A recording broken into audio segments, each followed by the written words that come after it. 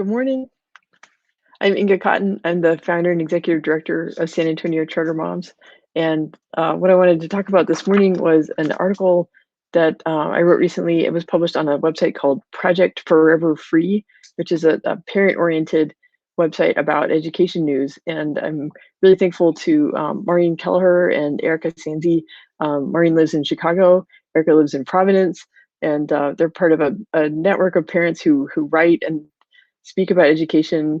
So I'm really grateful for this opportunity. So Maureen reached out to me and asked, so she knew that I had homeschooled my son in the past, although that was back in, um, that was back in 2013, 2014, which is when he would have been in first grade. And now he's in seventh grade and he's been at a charter school since second grade. But between kindergarten and second grade, while we were waiting for Great House to open in Texas, I did homeschool my son. But things were different then. So Maureen asked me to share my perspective about what what was it like being a homeschooler versus what is it like now doing, I guess, what you could call quarantine schooling, and just offering some insights on it. So I have I printed out my article to kind of refresh my memory, and I wanted to just kind of share that perspective, that homeschooling really is different than quarantine schooling because we have a lot of different constraints now. But on the other hand, we also have the support of the teachers, who've been looking after my son and my daughter all of this school year.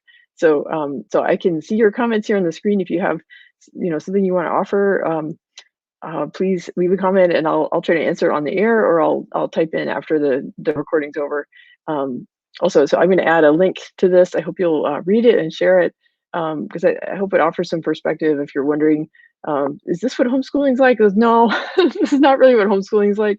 But homeschooling did prepare me in some ways for making a transition to distance learning. And I hope I can, share some of those ideas with you as you're making the adjustment too. Oh, and also, by the way, I encourage you, please join the San Antonio Charter Moms discussion group on Facebook. We're over 6,400 members, mostly moms, mostly in San Antonio, but dads, grandparents, educators are welcome too.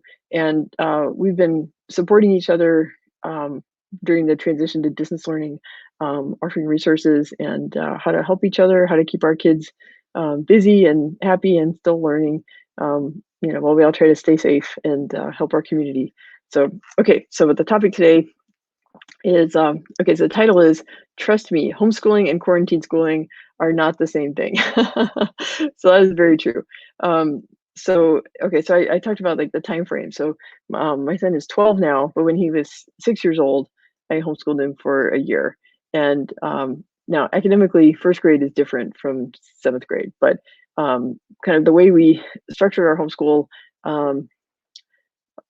The things that I made sure we did almost every day was reading and math. And so, but for reading, it was more a matter of like going to the library, picking up a book, sitting down together, reading it together. He was sort of an early reader, like good at decoding, kind of understood phonics, kind of reverse engineered it on his own. He played with ebooks on his iPad that would sound out things for him. So the sitting together reading was more of like building a habit of reading and to check that he understood what he was reading. It wasn't just that he was so facile at decoding what the words and the sounds meant. And we did skew towards nonfiction quite a bit. A lot of books about space and science, Mars, things like that, things that he really likes. So that's kind of still true actually about what he likes. He is kind of a nonfiction guy. Now what we miss is that the libraries are closed. So like we can't have that ritual of like going to the library, especially Landa Branch Library in San Antonio Public Library System. We love that library. It's a beautiful historic home, and it was actually closed for renovation when the pandemic started. So, hey, good morning, Lori. Lori, are you a fan of? Do you have a favorite library branch? I guess what we've done in the pivot, to quarantine schooling, we let's see. There are a few books that we've ordered from Amazon, although I know Amazon is kind of stretched thin these days. Books don't come as quickly as they used to. The things we took for granted, right? And we've just kind of scrounged around our house, for kind of that pile of books on the nightstand. And so there are things like books that I loved as a kid, and I picked up a copy at a used bookstore while traveling, and it's just sort of been collecting dust. And then so I've been offering those to my daughter, and so there's one, My Side of the Mountain is a classic, and then The Rats of Nim. So they're books I really liked as a kid, and now she's reading them and she likes them too. So that's gratifying. I know some neighborhoods have kind of book swaps going on, or like little free library things. Just as long as you just wipe it down, or after you pick up a book, set it aside in the corner of your house for a day or two to let the germs die. Then I think it's pretty safe to do a book swap, just maintaining social distancing.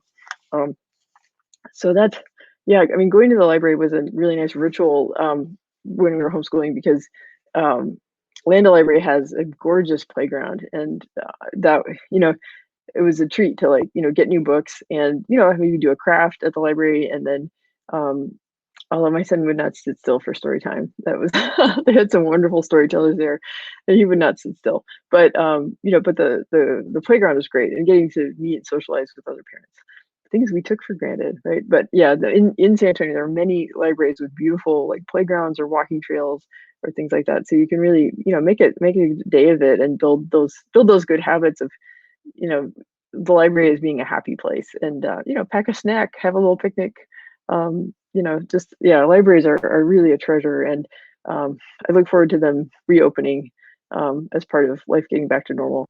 Um, so in San Antonio, the San Antonio Public Library and also the bibliothèque system have ebook rentals, and audiobooks, and things like that you can access. So and actually, there you can, even if you don't have a library card yet with San Antonio Public Library, you can still apply online for a library card. You don't have to do it in person. So if you're trying to make the transition to using the library and you're concerned that the branches are open, don't be concerned. They have a workaround for that. So just go to mysapl.org, and they can still hook you up with a library card. So that is one of life's essentials these days. So yeah, so okay, so um, reading was something that we did just about every day, and then also math. So my daughter was in preschool at that time, and at University Presbyterian Children's Center, which is just a wonderful place, and actually right across the street from Landa Library. And so our routine was that they would let us take kind of a quiet corner of the theological library. And so while Annika was at preschool, then Nicholas and I would sit down and do um, a homeschool math. And what we did, we knew that Great Hearts was using Singapore math.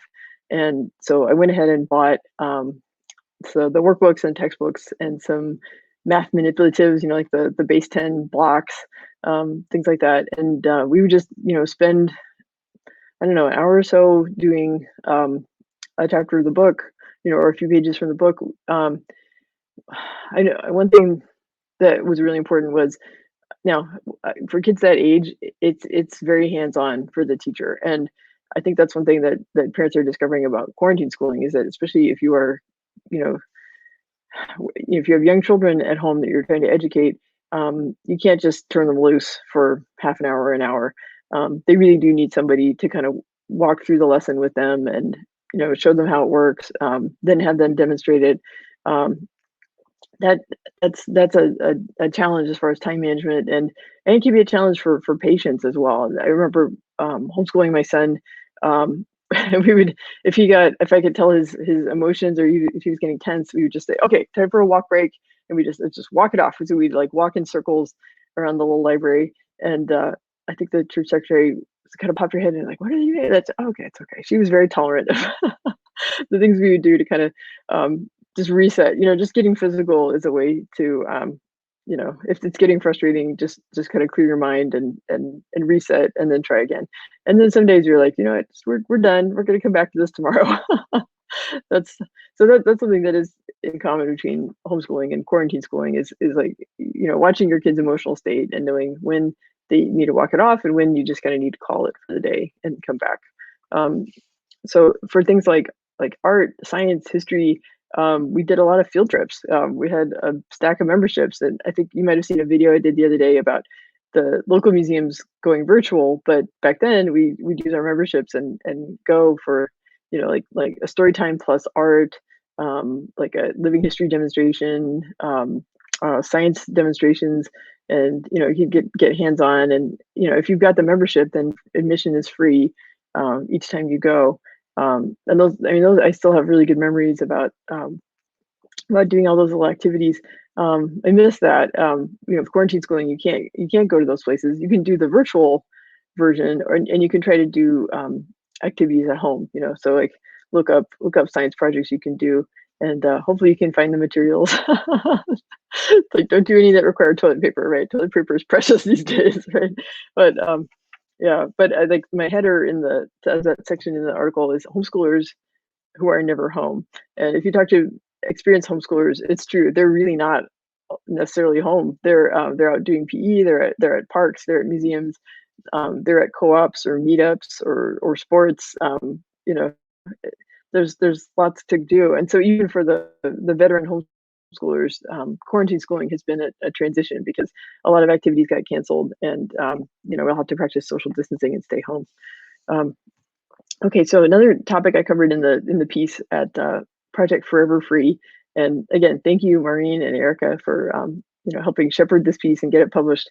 So the heading is "Your kitchen table is not a simulated classroom," and so this is something that I would say is in common between homeschooling and quarantine schooling. Is don't try to recreate what happens with a really structured day in a classroom with a row of desks facing the teacher.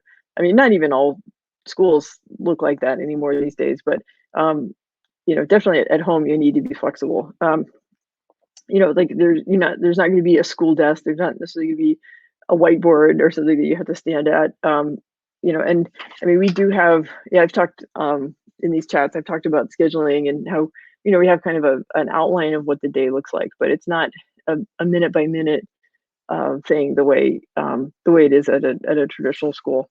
Um, so I would say like a big difference between homeschooling and quarantine schooling is that like when you commit to homeschooling for some length of time. Now for us, I figured it was for about a year, and it was sort of just a transition time.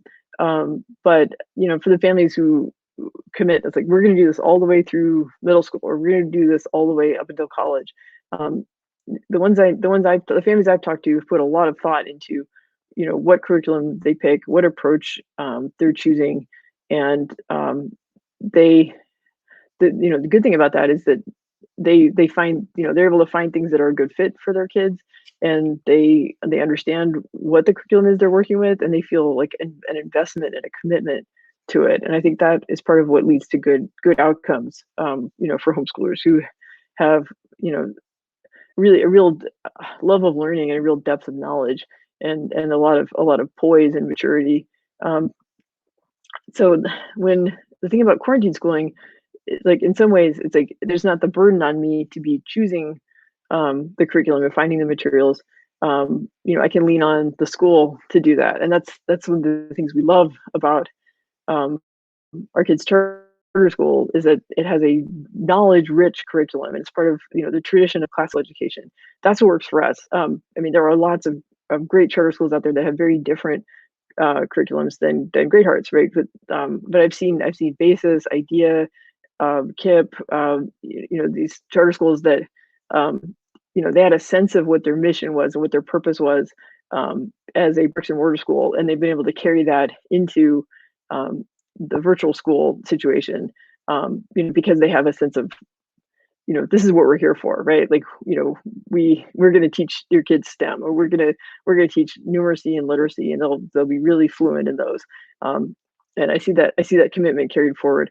Um, for as parents, there's a learning curve because we're not used to being the teachers, right? And you've probably seen jokes and memes about um, like how math is taught these days versus how those of us, Gen X or millennials, like learned math, and like we were. we learned to carry the one instead, whereas like my kids would do math with like grouping into tens, and they just like, I mean, I covered pages doing long division, and that's not necessarily how they teach it these days. So there may be some reteaching going on, right, when kids go back to school and showing, carrying the one and doing long division the way it was done back in the 80s, and teachers are like, no, no, no, that's not how we teach it these days. Um, so I will speak in defense of Common Core math, because what I can see in my kids now, Texas is not a Common Core state, but the fact is that a lot of materials are sort of using the same philosophy that underlies Common Core, right? Even though Texas uses the TEKS, but it's, even though it's not Common Core, it's still, it's different than how it was when we grew up. But I feel like there was a fragility in how I was taught math, because it was very dependent on the algorithm and not necessarily on having an instinct about like what you're actually doing. And I think my kids are much better at doing math in their heads. Now we have to encourage my son to write things down because he's so good at calculating in his head. And as he approaches algebra, it's harder and harder to do that in your head accurately. But I've learned from like doing homeschool math with them and helping them with homework. It's helped me to have better number sense and better facility with mental math. So I don't necessarily have to pull out the calculator to tip at a restaurant anymore. So I would say keep an open mind about new math. There is actually some good in it, and find some common Khan Academy, right? Go like anyway. So speaking in defense of Common Core math and new math, yeah, it's yeah. I'm grateful to the teachers for putting together a curriculum. I I'm lucky because my kids are fairly independent about how they're working on it, and also we're still getting support from relatives, like my sister, who's a computer science expert, and she can help my son with his she checks his math homework and coaches him on stuff. Um, so I'm grateful. I feel like they've built enough flexibility into the it's like it would not work for us for the kids to have to like be online, for like an entire school day. Like that just wouldn't work. But the fact that they have sort of like office hours, or like certain times when the class gets together, and like they're able, it helps my daughter with her social needs, like to be able to log into a Zoom call and see her friends. Um, and Yeah, and then but then there's other things like as I was talking about yesterday, like the sort of asynchronous, like the videos that the teachers record, and then the kids can catch up. So I know it's not the same volume and scale of information that the teachers were able to transmit in the bricks and mortar classroom, but it does create some continuity, and for my kids, that's comforting. So, okay, so another topic I covered in the piece at Project Forever Free. The heading is "Math is a double batch of brownies," and I think that's the image for the article is a picture of a cute little girl cooking. Um, so um, I'd say this is something that's in common about homeschooling and quarantine schooling, and something we should all embrace, which is this is a chance for our kids to learn practical knowledge about life, and because we're here with them, and these opportunities just come up of right, like I think I posted on Instagram about hey, my son sliced his own apple, right, and oh, he was so nervous about cutting his fingers with the big knife, but um, he's getting there, right? And he loves eating apples, especially with a little peanut butter on them. And he's going to be pretty good at slicing apples pretty soon. And my daughter is making her own mac and cheese. Um, and I mean, depending on how you do it, but like, if you take out the brownie recipe and then you have to double it, right? It's like, oh, it's 3/4 of a cup of sugar. Oh no, it's a double batch. Ooh, how do you figure that out, right? Um, and you want to get it right because you want the brownies to taste right, right? So, um, you know, yeah, those are also, I want to give some comfort to the families. Like I mentioned earlier, that like when my son was 6, and sometimes we'd be doing the math lessons, that he would just reach this point of frustration. And, we tried walking it off. That usually worked, but I'd say maybe 5-10% of the time that wasn't enough to get to reset. And we would just have to say, we're going to come back to this another day. And I took comfort in the fact that there were other opportunities to kind of do hands-on math. If it's like folding socks, and hopefully all the socks come in pairs, and hopefully there's no missing socks, right? But even just while you're out in nature, counting things you see outside. Um, and yes, it's kind of dorky, or but like, even like, well, we don't drive in the car that much, but we used to do math games, like little sister would be the random number guesser. She would just throw numbers out, and then my son would have to subtract that number from 100, right? Yes, I'm that dorky mom who would do stuff like that. But you know what?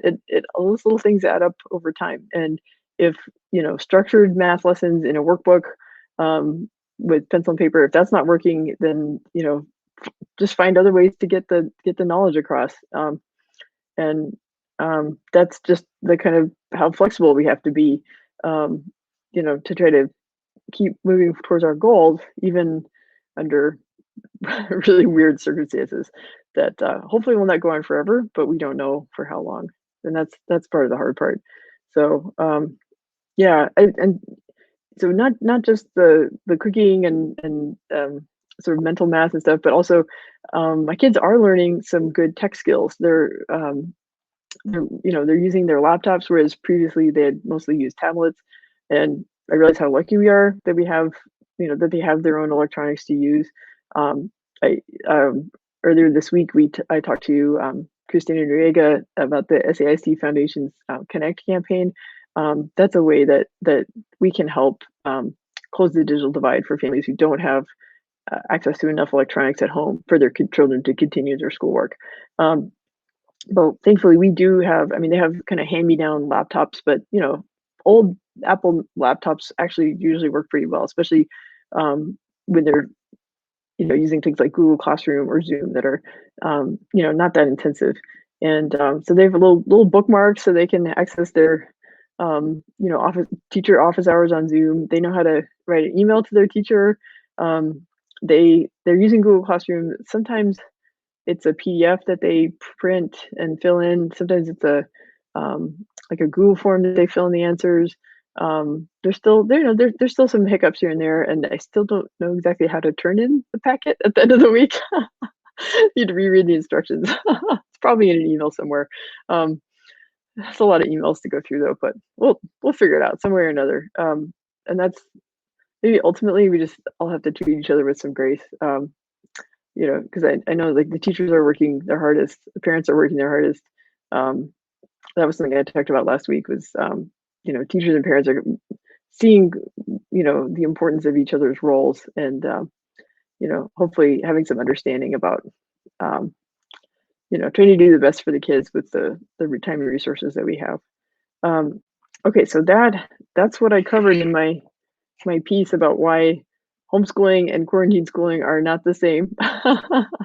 So I'll add the link to the description, and I hope you'll read it and share it, and comment and tell me like what are you experiencing about um, quarantine schooling. Um, and honestly, I forgot what I was going to talk about tomorrow. Let's see, let me tab over to my calendar here.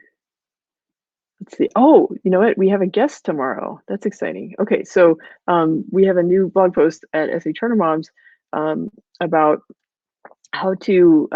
Literacy coach Kristen Henry wrote a guest post for us, and it has some really good insights about like how to set goals that your kids will find relevant. How to get them thinking bigger about how to make their learning meaningful. She has some advice for journaling and things like that. So she's going to be our guest um, on Charter Moms Chats on Friday. So it'll be split screen, just like Christine and I did on Tuesday. So come back at 9 a.m. on Friday for that, and it'll be here on the Facebook page and also on the YouTube channel for SA Charter Moms. Okay, that's it. I'm signing off for today, and I will look forward to seeing your comments and questions, and join the SA Charter Moms discussion group to be part of the conversation. Okay, bye.